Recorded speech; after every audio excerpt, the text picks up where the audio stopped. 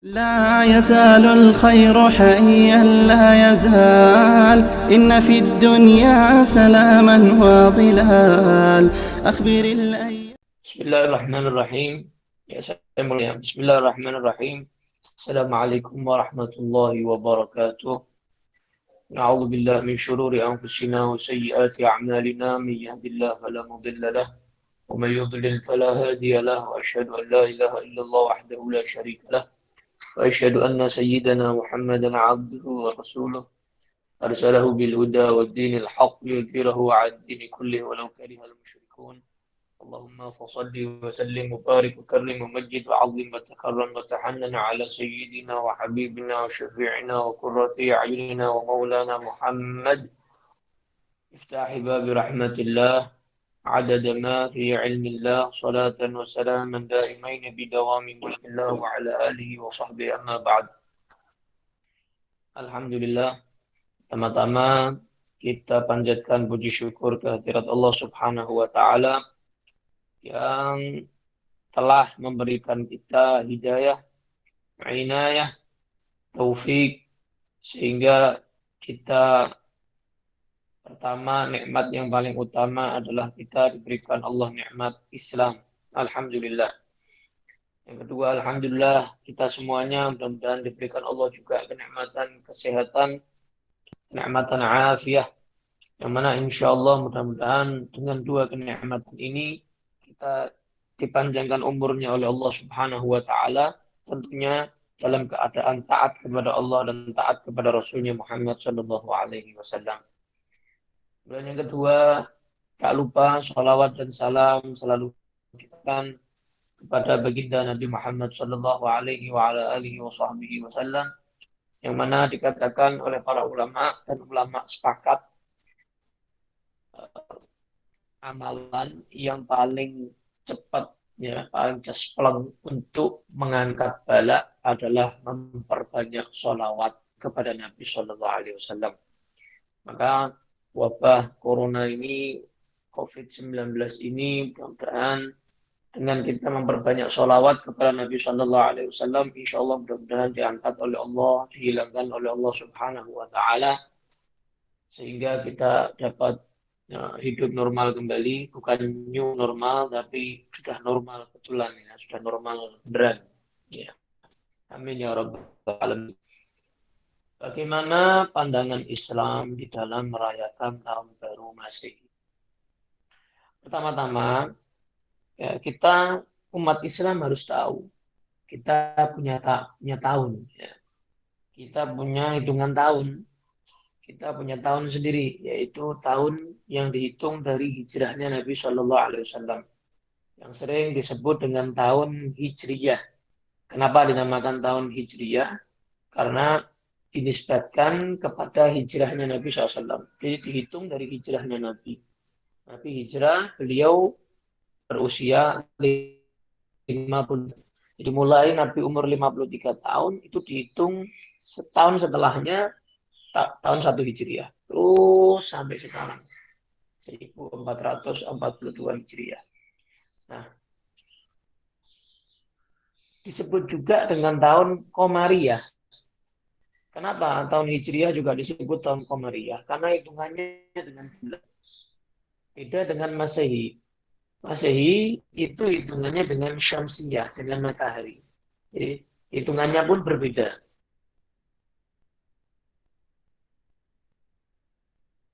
Ada metode hisab, hitungan, ada metode ru'yah, melihat. Melihat apa? Bukan melihat matahari. Yang dilihat adalah hilal. Hilal adalah bulan. Ya, begitu. Mau Idul Fitri pun juga begitu. Ya, ru'yah, jadi melihat hilal yang dilakukan oleh pemerintah pusat, Kementerian Agama. Nah, kalau kita Hijriah hitungannya dengan Qamariyah.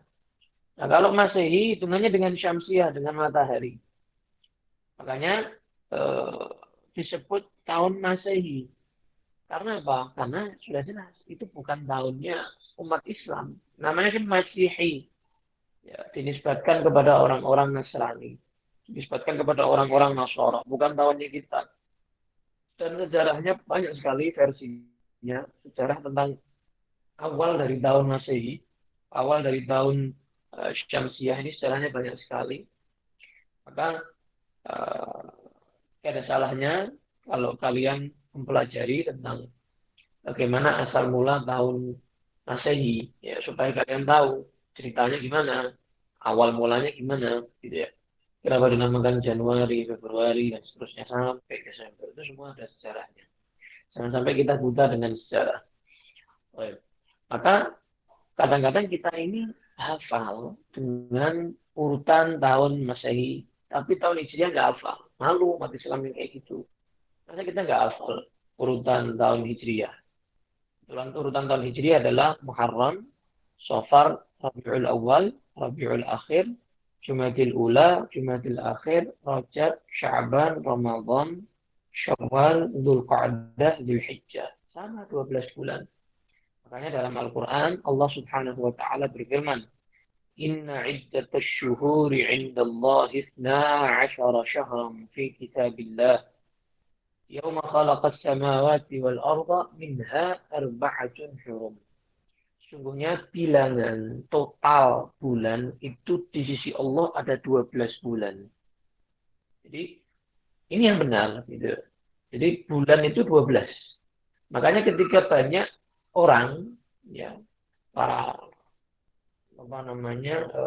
profesor atau peneliti-peneliti mereka tuh berusaha untuk merubah supaya bulan tidak 12 menjadi 9 atau menjadi 10 menjadi 11 apa yang sudah dikodratkan oleh Allah Ta'ala. Karena nas Al-Quran firman Allah menyatakan 12 bulan. Ketika ada makhluk yang ingin merubah mau ditambah dari 12 atau dikurangi dari 12 nggak akan bisa. Karena sudah ketentuan dari Allah Subhanahu wa Ta'ala. 12 bulan. Ya bisa dirubah-rubah. Nah, itu adalah total dari bulan. Nah, bagaimana dulu kisah tahun Hijriah? Tahun Hijriah dulu itu kisahnya munculnya di zaman Khalifah yang kedua, Sayyidina Umar ibn al-Khattab radhiyallahu ta'ala anhu. Dulu di zaman Sayyidina Umar itu beliau sering surat menyurat dari luar negeri. Dari gubernur-gubernur. Kalau sekarang kan SMS langsung sampai, WA langsung sampai, DM langsung sampai, inbox langsung sampai, kan begitu. Itu juga langsung sampai. Tapi kalau zaman dahulu nggak bisa. Kenapa kok dimulai dari hijrahnya Nabi? Karena setelah Nabi Muhammad hijrah, itu pertolongan Allah sangat luar biasa kepada umat Islam. Maka Sayyidina Umar berharap dengan dimulainya dengan hijrahnya Nabi SAW, maka umat Islam akan selalu ditolong oleh Allah Subhanahu wa Ta'ala sebagaimana setelah hijrahnya Nabi Muhammad SAW. Sepakat semuanya dimulai dari hijrahnya Nabi SAW. Nah, kemudian kenapa dimulai dengan bulan Muharram? Itu juga rapat dulu. Para sahabat rapat. Ada yang berpendapat dimulai dengan bulan Ramadan. Ada yang berpendapat dimulai bulan Rabiul Awal, lahirnya Nabi. Ada yang berpendapat dimulai bulan Rajab. Ada yang berpendapat dimulai bulan Haji, Dzulhijjah. Macam-macam. Ada yang berpendapat dimulai saat Idul Fitri dan Syawal. Macam-macam pendapat. Ada yang berpendapat dimulai dengan bulan Muharram. Nah, Sayyidina Umar bin Khattab lebih setuju dengan pendapat yang dimulai tahun ini dengan bulan Muharram. Kenapa? Ya, karena di bulan Muharram itu ada tanggal 10 Asyura. Tanggal 10 Asyura itu tanggal yang mana seluruh para rasul diselamatkan oleh Allah di hari itu.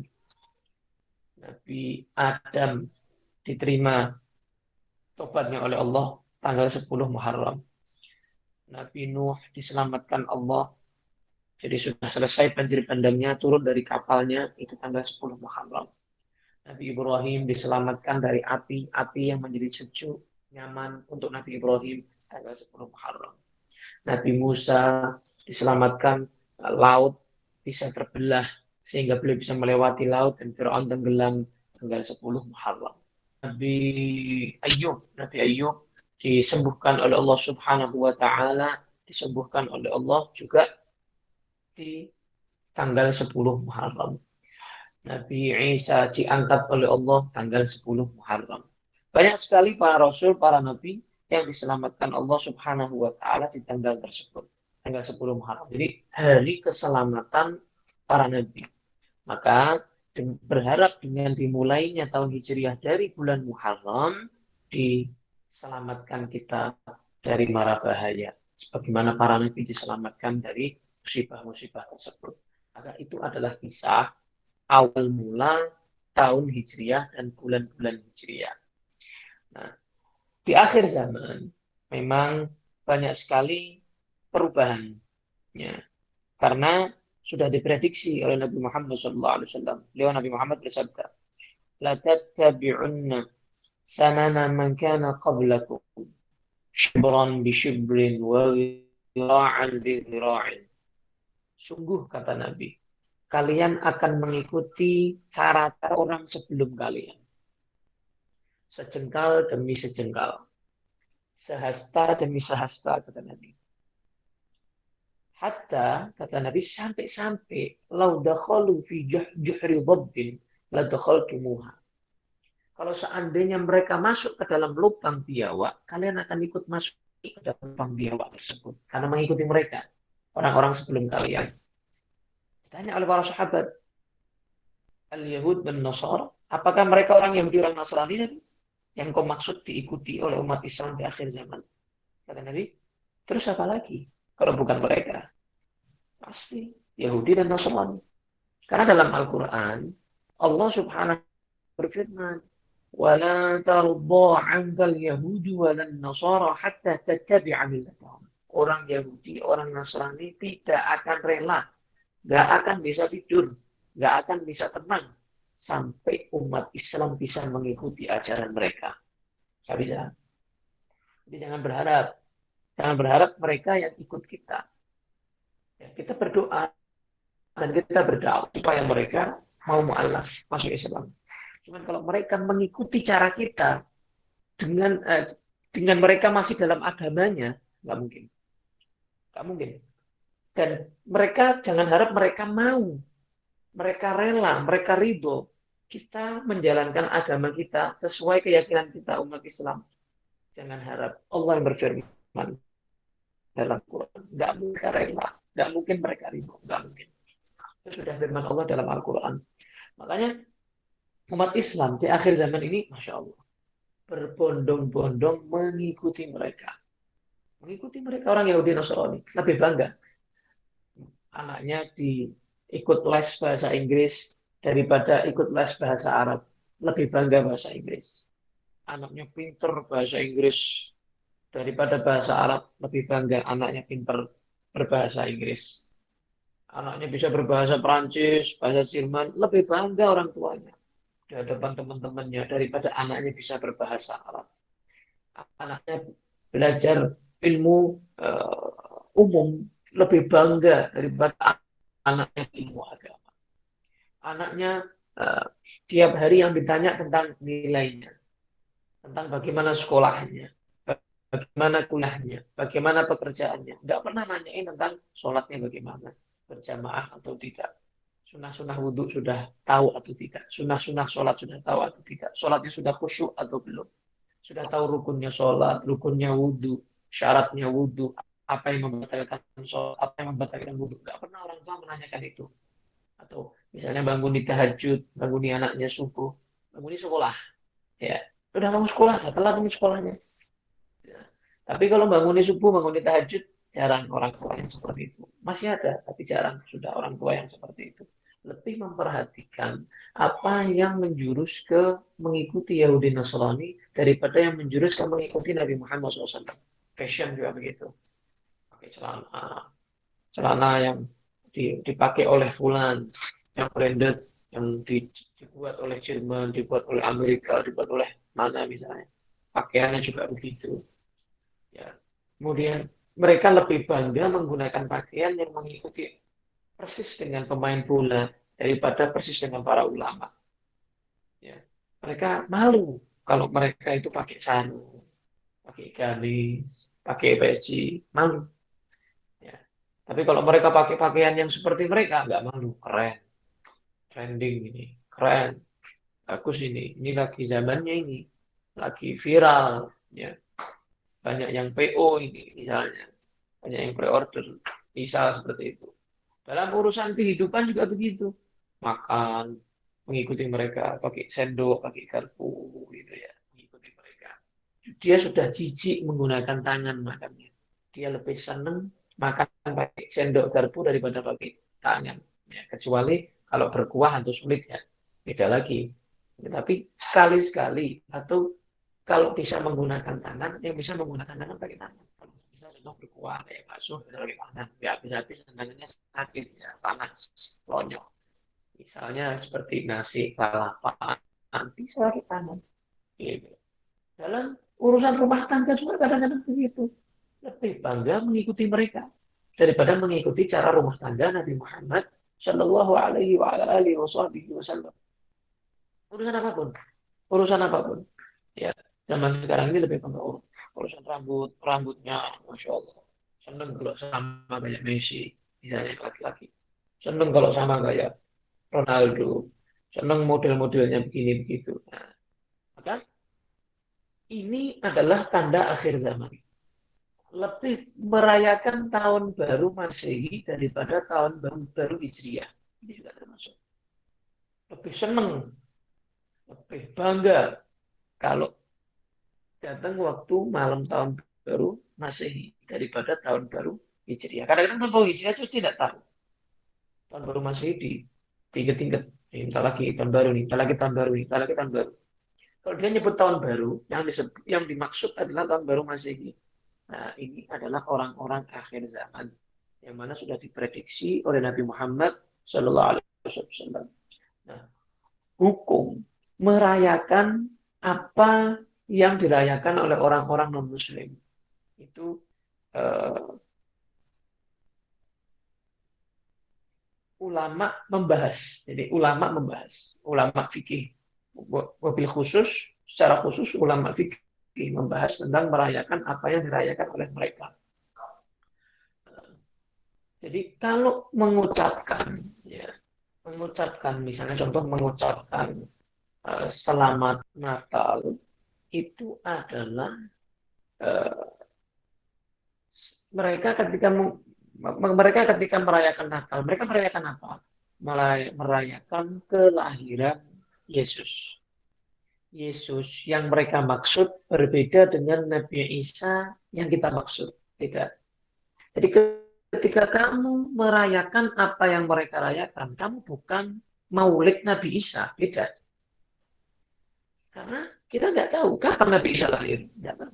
Apakah pasti tanggal 25 Desember? Umat Kristiani aja berbeda pendapat. Kalau kalian mau tahu. Umat Kristiani aja dari berbagai aliran mereka, itu aja berbeda pendapat. Ada yang mereka tidak merayakan Natal tanggal 25 Desember. Orang Kristen. Orang non. Kok kita, umat Islam, yakin 25 Desember itu adalah kelahiran Yesus. Kita maksud, beda. Yang mereka maksud adalah anak Tuhan. Yang mereka maksud adalah yang disalib. Sedangkan yang kita maksud, Nabi Isa itu siapa? Adalah yang diangkat oleh Allah. Seorang Rasul, hamba Allah, makhluk Allah. Tahun baru Masehi juga begitu. Mereka merayakan dengan mercon, dengan trompet, dengan ini, dengan itu. Maka itu adalah budaya orang-orang non-Muslim, bukan budaya umat Islam. Nah, kalau seandainya ada yang mengadakan pengajian, misalnya, mengadakan maulid, mengadakan sholawat di malam tahun baru, kalau dia niatnya merayakan tahun baru Masehi, maka perlu dipertanyakan, kenapa dia merayakan? Tapi kalau dia untuk meminimalisir, supaya orang-orang tidak trompetan, tidak berzina, dan lain sebagainya, supaya di malam itu meringankan, mudah-mudahan tidak turun bala Allah, karena di malam itu banyak sekali perzinahan bebas, ya. Maka supaya tidak turun bala musibah dari Allah Ta'ala, dengan sholawat, dengan maulid, dengan pengajian, dengan majelis, maka nggak ada masalah. Tapi kalau merayakan selamat tahun baru ya, tahun barunya siapa? Ya, tahun baru itu kan selamat. Ini tahun barunya mereka, bukan tahun barunya kalian. Kenapa kalian ucapkan selamat? Jadi umat Islam janganlah, nggak usahlah ikut-ikutan apa yang mereka lakukan. Toh dari dulu Nabi Muhammad SAW itu nggak pernah mengucapkan. Justru Nabi Muhammad SAW itu senang kalau berbeda dengan mereka. Paling senang Nabi kalau berbeda sama mereka. Contoh, urusan kiblat. Kiblat itu, awal dulu kiblatnya umat Islam itu seperti orang Yahudi di Baitul Maqdis, Palestina. Maka Nabi Muhammad resah, pengen berubah kiblatnya. Beliau pengen kiblat pindah ke Ka'bah. Itu yang pengen Nabi Muhammad itu. Akhirnya Nabi Muhammad SAW diijabahi oleh Allah Subhanahu Wa Taala, dirubah dari Baitul Maqdis kiblatnya menuju Ka'bah. Falanuwalliyannaka qiblatan tardaha fawalli wajhaka syatral Masjidil Haram. Dirubah. Kenapa? Tapi nggak suka sama. Beda. Harus beda. Contoh juga, Nabi Muhammad pernah lewati di Madinah itu kaum-kaum Yahudi sedang berpuasa tanggal 10 Muharram. Nabi tanya, kenapa kalian puasa di hari ini tanggal 10 Muharram? Dijawab, ya, karena di hari ini Allah menyelamatkan Nabi Musa. Allah menyelamatkan Musa. Nah, mereka menganggap Musa itu anak Tuhan. Orang Yahudi. Akhirnya Nabi Muhammad mengatakan, nahnu ahaqqu bi Musa. Kami umat Islam lebih berhak merayakan Nabi Musa daripada kalian. Nabi akhirnya puasa.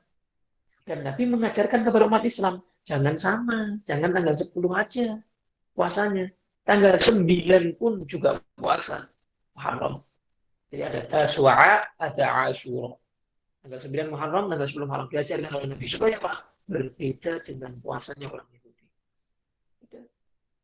Nabi pun ketika masuk ke dalam Madinah, Nabi membuat piagam Madinah. Dan sering dengar pasti piagam Madinah ini aturan umat Islam dan orang-orang non-Muslim.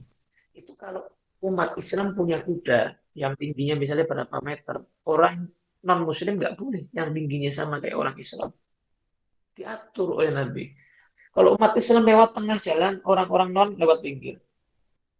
Jadi bisa membedakan, beda. Tapi tidak menggolimi. Tetap berlaku adil, tapi harus berbeda.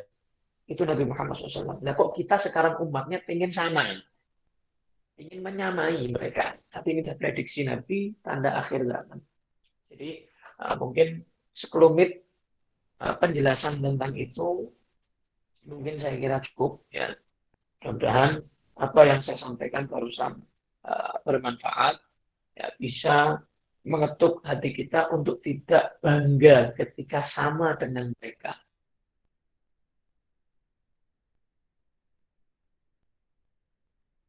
Kalau yang perempuan, supaya bisa sama dengan Sayyidah Khadijah, Sayyidah Aisyah, dengan para istri Nabi Muhammad Sallallahu Alaihi Wasallam. Nabi bangga, oh saya sama Nabi sama, saya ngikuti Nabi, saya ngikuti istri Nabi, gitu. Saya mengikuti orang Yahudi atau orang Nasrani. Sangat berbangga dengan itu. Ya. Alhamdulillah. Saya kira itu ada tanya jawab. Assalamualaikum Habib, ingin bertanya dari Ahmad Khairuddin, kita sebagai umat muslim ketika mau mengucapkan selamat kepada non-muslim itu bagaimana menurut pandangan Islam? Contohnya seperti Natal. Ya, tadi kan sudah saya jelaskan, ya kan? Jadi makna Natal itu apa? Jadi kita sebelum berbicara, kita kan cari tahu dulu apa sih maknanya Natal itu. Sedangkan makna Natal itu adalah berbeda dengan keyakinan kita. Jadi makna Natal itu adalah mereka merayakan hari kelahiran Yesus yang disalib, yang diyakini anak Tuhan. Berarti orang yang berbeda dengan orang yang kita yakini. Makhluk yang berbeda dengan yang kita yakini. Kalau kita yakini Nabi Muhammad Nabi Isa adalah seorang nabi, seorang rasul, dan tidak disalib. tidak akan turun nanti di akhir zaman, akan membunuh Dajjal dan akan menguasai nanti seluruh dunia Nabi Isa alaihissalam sampai di zaman Ya'juj dan Ma'juj, sampai beliau wafat, beliau menikah, beliau memiliki anak Nabi Isa alaihissalam. Jadi beda yang diyakini sama kita. Kalau kita mengucapkan selamat Natal kepada mereka, berarti kan seakan-akan kita menyatakan sama seperti apa yang mereka yakini. Seakan-akan berarti kan selamat ya atas kelahiran Yesus yang disalib, yang menjadi anak Tuhan itu. Seakan-akan kita setuju dengan bahwa Yesus atau Nabi Isa itu disalib, dibunuh, dan diyakini anak Tuhan. Sedangkan Nabi Muhammad suka berbeda. Kenapa kita harus sama? Dan tidak ada orang-orang non-Muslim yang menuntut kita untuk mengucapkan selamat Natal. Kita juga tidak menuntut mereka mengucapkan Idul Fitri, selamat berpuasa, dan lain-lain. Maka lakum dinukum waliyadin. Dulu Nabi Muhammad itu pernah ditawari untuk mencampur adukkan agama. Maka mereka menyatakan begini, wahai Muhammad, katanya mereka, ayo kita bertukar, katanya mereka. Kamu sehari melaksanakan keyakinan kamu, saya sehari nanti saya sehari kamu sehari mengikuti keyakinan kami, nanti sehari kami mengikuti keyakinan kamu. Jadi gantian gitu. Sehari. Langsung turun firman Allah, "Qul ya ayyuhal kafirun. La a'budu ma ta'budun." Saya tidak akan menyembah apa yang kalian sembah. Wala ana 'abidun ma wala antum 'abiduna ma'bud. Kalian juga tidak akan menyembah apa yang kami sembah. Sampai di akhir surat, lakum dinukum waliyadin. Sudahlah, lakukan agama masing-masing. Ya, yang satu suka kopi, yang satu suka teh. Yang suka kopi minum kopi, yang suka teh minum teh. Jangan yang suka kopi dipaksa untuk dicampur dengan teh. Akhirnya rasanya tidak tahu kopi campur teh rasanya apa. Begitu. Nah, jangan dipaksa. Yang suka kopi minum kopi, yang minum teh, begitu. Yang Islam lakukan agamanya. Yang non lakukan agamanya masing-masing. La ikraha fiddin, tidak ada paksaan dalam agama. Mengapa kita memaksa diri kita untuk mengucapkan kepada mereka? Sedangkan kita tidak memaksa mereka untuk mengucapkan apa yang kita ucapkan. Begitu. Ya, yang lain? Baik, Habib, untuk pertanyaan kedua, bagaimana kita sebagai generasi Muslim milenial dalam menghadapi semarak Tahun Baru Masehi? Banyak zikir, banyak wirid, banyak berzikir, banyak bersolawat. Kenapa? Karena itu malam ngeri banget. Itu malam penuh maksiat. Tiap tahun begitu sudah. Tahun Masehi, malam tahun baru Masehi itu tiap tahun begitu. Banyak sekali kemaksiatan. Ngeri banget. Jangan sampai Allah murka. Karena kalau tambah banyak maksiat yang terang-terangan, Allah nggak murka. Allah itu lebih murka dengan maksiat yang terang-terangan daripada yang sembunyi-sembunyi. Jadi malam itu banyak-banyak baca Quran, banyak-banyak wirid, banyak-banyak zikir, supaya kalau Allah menurunkan bala, tidak menurunkan kepada kita. Jadi kita punya tamengnya, kita punya perisainya, gitu. Karena itu malam ngeri banget. Jadi saran daripada para ulama adalah banyak-banyak zikir, banyak-banyak baca Quran, banyak-banyak berdoa sama Allah supaya selamat dari bala yang turun di malam itu. Baik. Untuk pertanyaan selanjutnya, saya bacakan. Assalamualaikum Habib, ingin bertanya, apakah pemuda yang merayakan malam tahun baru merupakan pemuda tersesat? Ya, karena jadi dia adalah pemuda, mungkin dia belum tahu hukumnya. Jadi, wallahu a'lam, apakah dia tersesat, apakah dia belum tahu hukumnya? Ya, kalau tahu hukumnya, kalau tahu tentang sejarah tahun Masehi, tahu tentang sejarah bagaimana tahun Syamsiah itu, dia insya Allah nanti nggak akan mengikuti tahun barunya mereka. Dia akan mengikuti tahun baru Hijriyah, tahun barunya umat Islam. Dia akan lebih bangga dengan tahun barunya umat Islam. dia akan lebih bangga dengan tahun-tahun Islam, dengan bulan-bulan Islam, bulan-bulan Hijriah. Jadi mungkin dia kurang paham aja, mungkin dia kurang tahu aja, belum paham atau belum dapat hidayah dari Allah Ta'ala. Doakan aja dapat hidayah dari Allah sehingga dia tidak menyemarakkan malam tahun baru Masehi.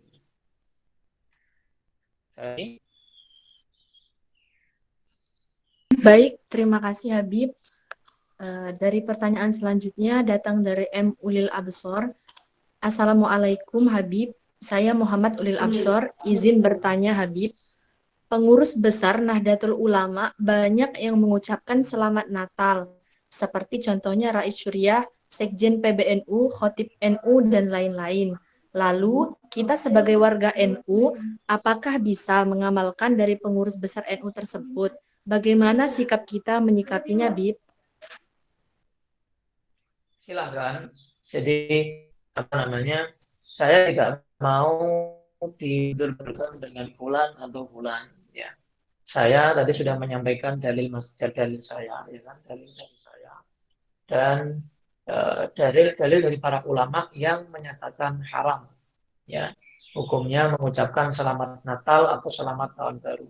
Jadi silahkan. Jadi pertanggungjawabkan di hadapan Allah kan masing-masing.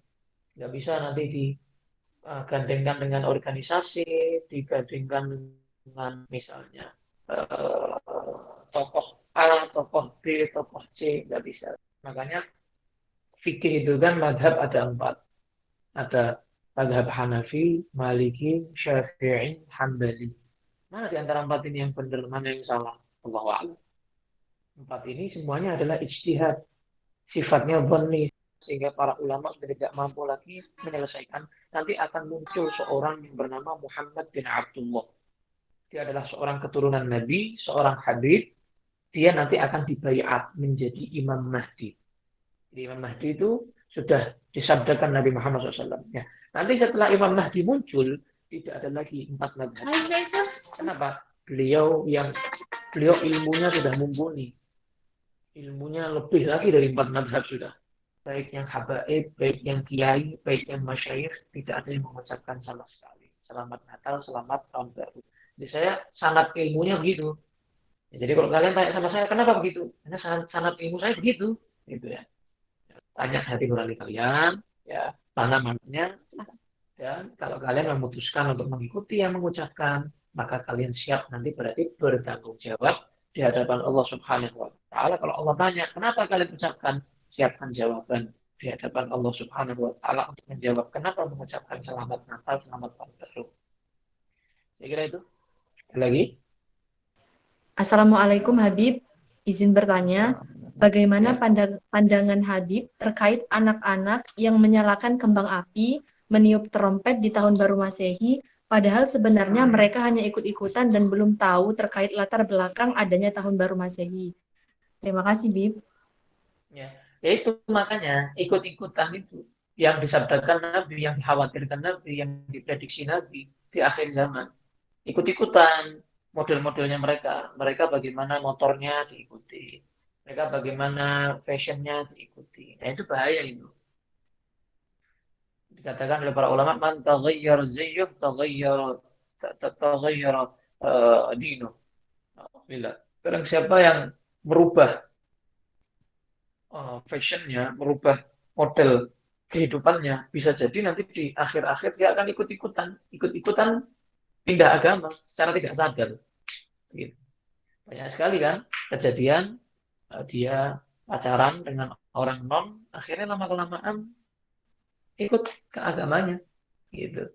Banyak sekali yang coba-coba ikut kumpul dengan orang-orang non, akhirnya apa? Murtad. Jadi jangan coba-coba, ya, ikut-ikutan, jangan. Ya, lebih baik nggak usah coba-coba ikut-ikutan, nggak boleh. Makanya kan dalam Al-Quran dilarang kita menjadikan mereka teman akrab. Menjadikan orang-orang non teman akrab kita itu dilarang di dalam Al-Quran karena bahaya. Lagi? Pertanyaan yang terakhir. Assalamualaikum Habib, bagaimana pendapat Habib kalau kita dakwah kepada yang ikutan perayaan dibilang intoleran dan bukan rahmatan lil alamin, malah kita dibilang Islam radikal?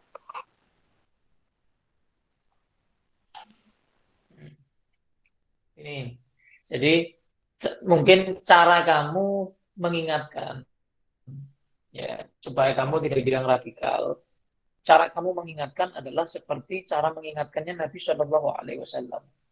Mengingatkan dengan lemah lembut, mengingatkan dengan cara yang baik. Ya, ibarat kalian memberikan hadiah kepada mereka. Ini loh hadiah, hadiahnya nasihat. Nah, kalau diterima hadiahnya, alhamdulillah. Nggak diterima, yang penting kita menyampaikan hadiah kepada mereka berupa nasihat. Mereka nggak mau terima ya sudah. Begitu. Nah, Islam intoleran itu Islam yang tidak mengikuti Nabi. Jadi jangan, kita ini mindsetnya mau dirubah tentang toleransi atau intoleran. Ya. Jadi Islam yang toleran, Islam yang rahmatan lil alamin, yang rahmat, penuh kasih sayang, itu Islamnya Nabi, dakwahnya Nabi. Kalau rahmat diartikan selalu lembut, tidak pernah nahi mungkar sama sekali, tidak pernah amar ma'ruf nahi mungkar sama sekali, nggak mungkin terjadi perang Badar, perang Uhud, perang Tabuk. Perang yang diikuti Nabi itu banyak. Belum perang yang tidak diikuti Nabi. Belum perang yang dilakukan oleh para khulafaur rasyidin. Ayo, apa? Kalian mau artikan apa rahmat itu? Perang dengan rahmat. Nah, justru malah perang itu rahmat dari Nabi Shallallahu Alaihi Wasallam untuk apa? Memberantas pemikiran yang radikal dari orang dari orang musyrik. Begitu. Nabi berantas radikal, bukan Nabi yang memerangi mereka, dibilang Nabi yang radikal. Nah, sekarang dibalik gitu. Ada mau memutarbalikkan fakta. Dulu saat Nabi sudah membangun Masjid Nabawi, ada orang-orang munafik membangun masjid baru. Masjidnya namanya Masjid Dirar, mau menyaingi Masjid Nabawi. Apa kata Nabi? Bakar masjidnya. Oh, Nabi masa masjid suruh dibakar? Wah, Nabi ini berarti nggak rahmat. Justru itu rahmat dari Nabi. Supaya tidak terpecah belah. Dua masjid. Nabi bangun masjid, mereka bangun masjid baru.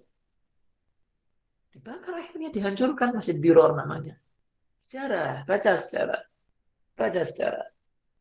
Jadi, Nabi Muhammad SAW pernah marah, bukan nggak pernah marah.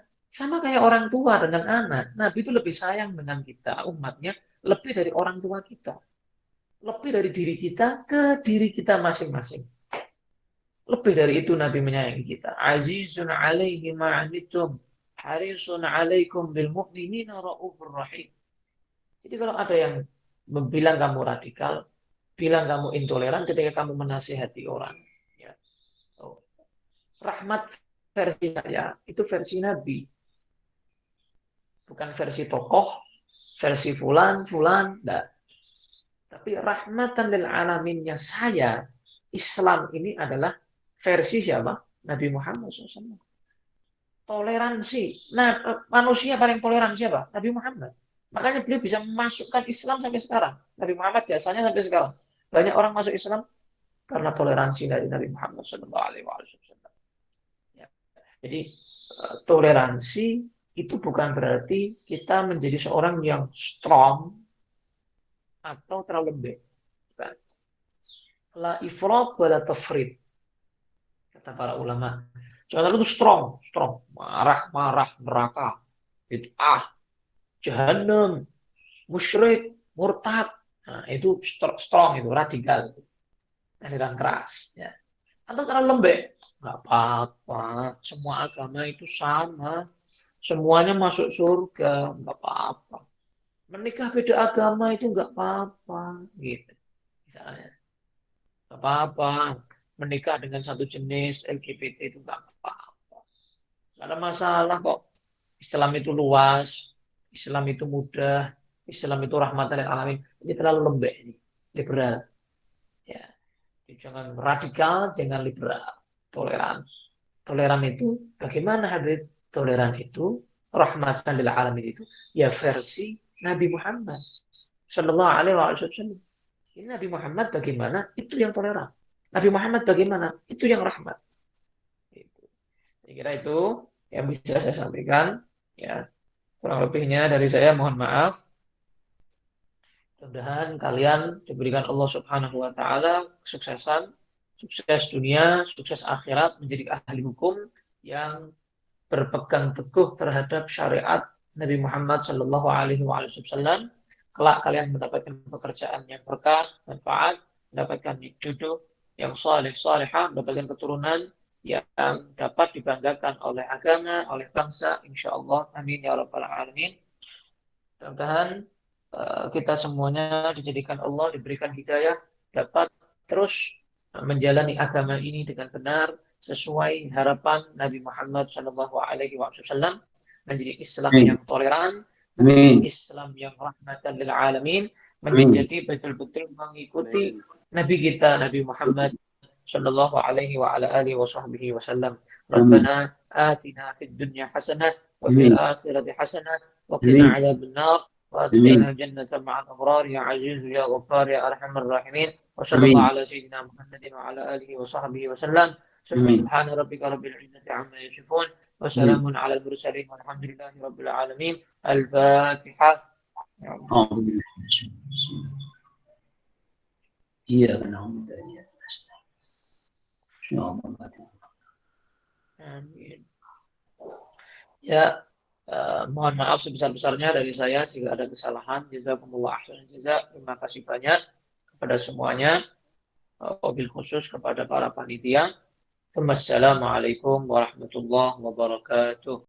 ما أنها في وصال قم بنا وانظر لآيات الجمال.